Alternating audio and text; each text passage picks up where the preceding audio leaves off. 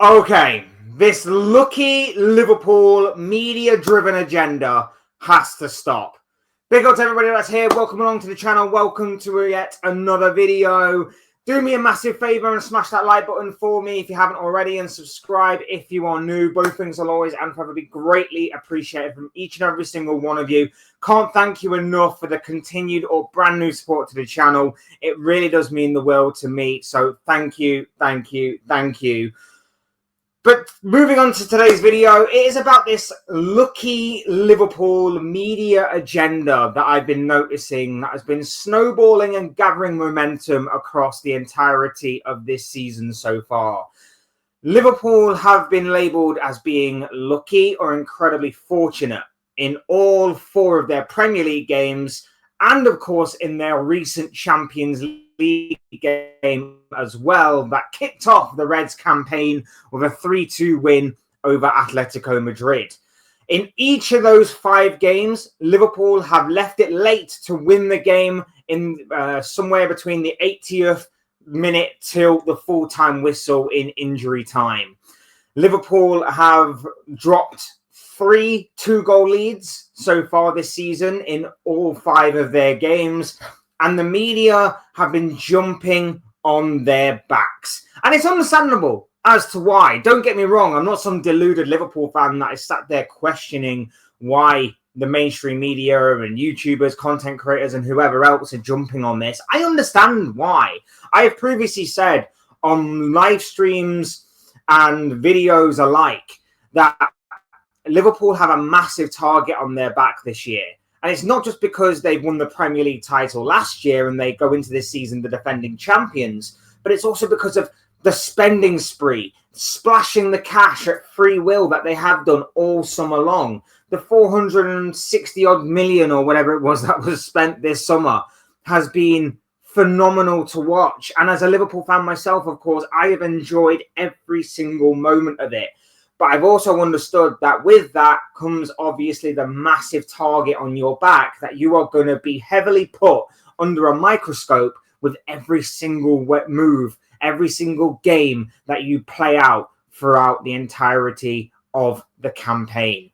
So it's no surprise to me that despite Liverpool not performing very well, but still gaining maximum points in the Premier League, despite the fact that they kicked off their Champions League campaign in dominant and also winning style, the media are all over this. The media are all over this, whether it's TalkSport, Sky Sport, CBS Sport, which we'll get onto in a second, or even various pundits, content creators, former players, and whoever else alike. They are jumping on this media-driven agenda that Liverpool are extremely fortunate without bringing in the context that needs to be applied to each and every single game.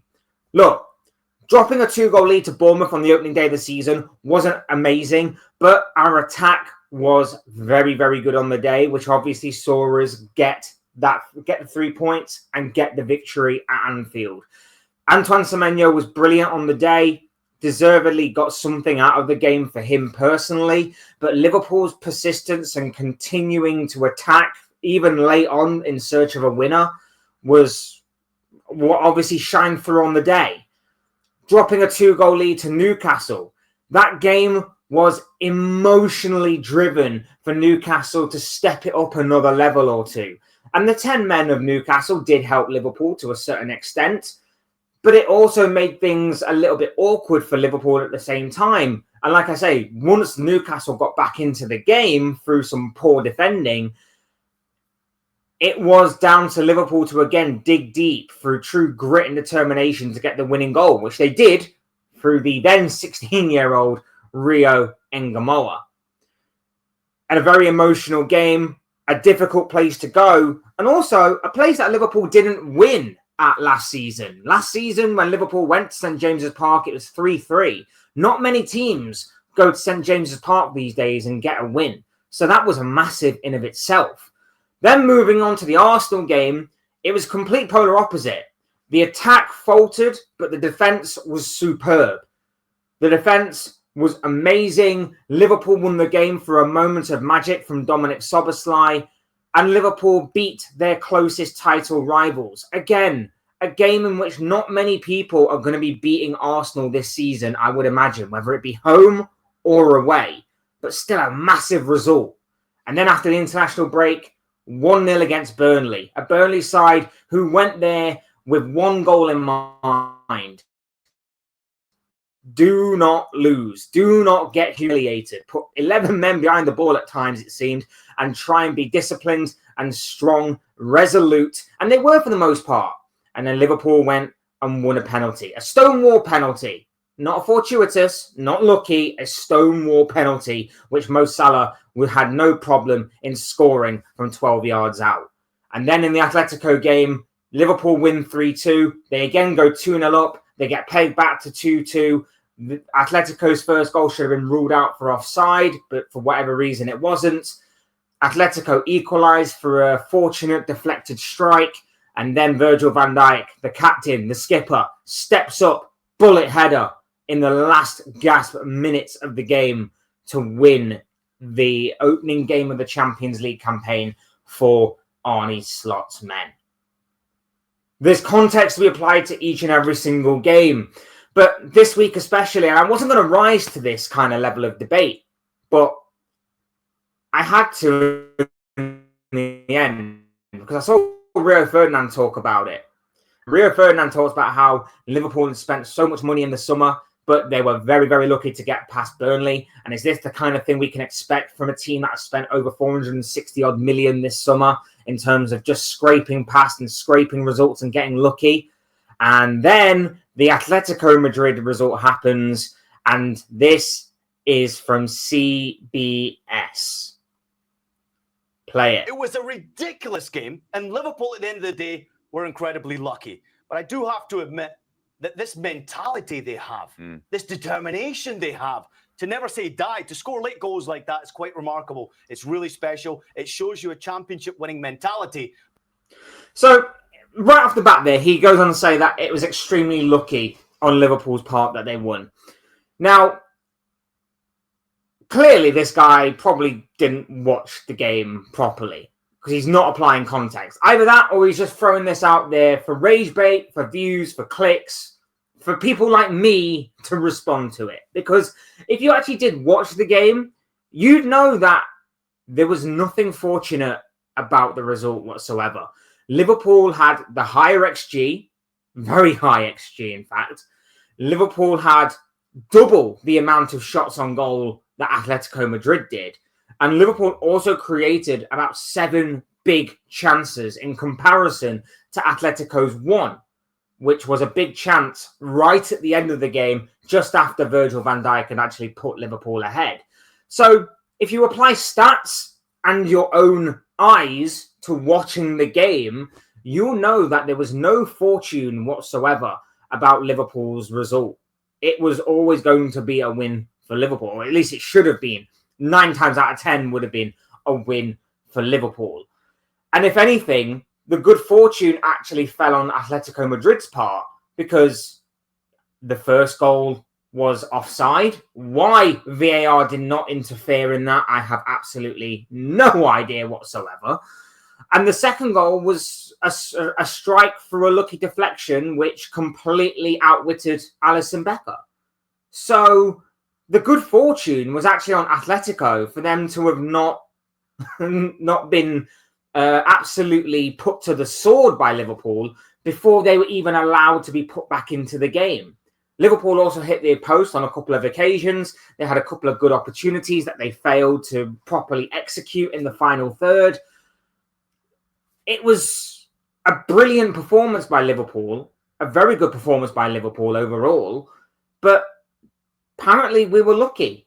Apparently we were fortunate, which is clearly not the case when you take in the eye test plus the stats. But the big question is, can they continue doing this? Can they maintain scoring late goals? I'm on the edge. Obviously not.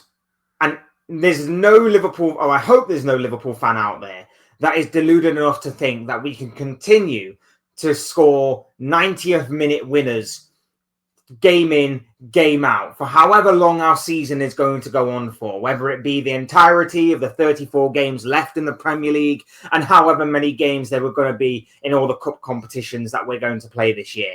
Of course, it's not sustainable. Not impossible, but extremely, extremely, extremely, extremely, extremely, extremely, extremely unlikely. Because no other team that has ever won anything has managed to do that. Sometimes you just have to be extremely dominant. And there will be games where Liverpool do go on and they win it in the final dying embers of the game. And there will be times where Liverpool absolutely wipe the floor with their opponents. But this question does not need to be said because it is a painfully obvious answer that even the most deluded of Liverpool fans will have to admit this is not sustainable. Right now. Because for large parts of that game, I'm looking at Liverpool, I'm saying this team is so overrated. They're disappointing defensively. They conceded another 2 goals. Okay. Disappointing defensively. I was not worried whatsoever about Atletico's attack throughout that game. I mean, yes, we conceded 2 goals to Bournemouth. We conceded 2 goals to Newcastle. They were poor. They were very, very poor. We should have defended them better. But are we just going to ignore the defensive displays against Arsenal and Burnley in which we restricted them to barely anything in the game? And then are we going to ignore the fact that, once again, I will reiterate, Atletico only scored twice and only really punished Liverpool because of a goal that shouldn't have been allowed to stand and a goal that was heavily deflected to go into the back of the net. That's not like poor defense. That's just unfortunate. And again, ties in with Atletico being the more lucky of the 2 sides on the night. Deflections, who cares? Still conceded another 2 goals. But yet, offensively, they've not yet hit full cylinder. I mean, they're... So we've not yet hit full cylinder. We've not yet hit full capacity. But yet, apparently, according to this guy, we're overrated.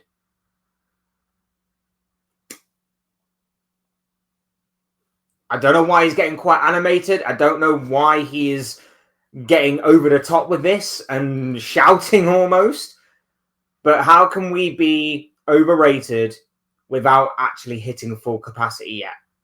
That to me makes absolutely no sense whatsoever. Kind of in like, I don't know, 2nd, 3rd gear right now offensively. Not much from your main attacking players in this game today. And that's a bit of a concern. Because the thing with scoring... Not much from the attacking players, but yet Salah's 2nd goal was unbelievable. And obviously, we absolutely dominated in terms of attempts on goal. Not much in terms of the attack, but Salah hit the post. Ekitike could have had a goal when he came on off the bench. Isak went close a couple of times.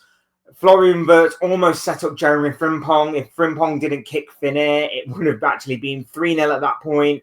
But yeah, not much in terms of our attack, but we absolutely dominated. 8 goals like that is it sort of goes both ways. You get a tremendous amount of confidence from it, belief that you can always find a way to win, but also there is that weight and that pressure that comes from having to do that time and time again and eventually get found out. I mean, look at the game against Burnley at the weekend. If it wasn't for a fairly fortunate penalty decision, they wouldn't have won that game. A fairly fortunate penalty decision against Burnley.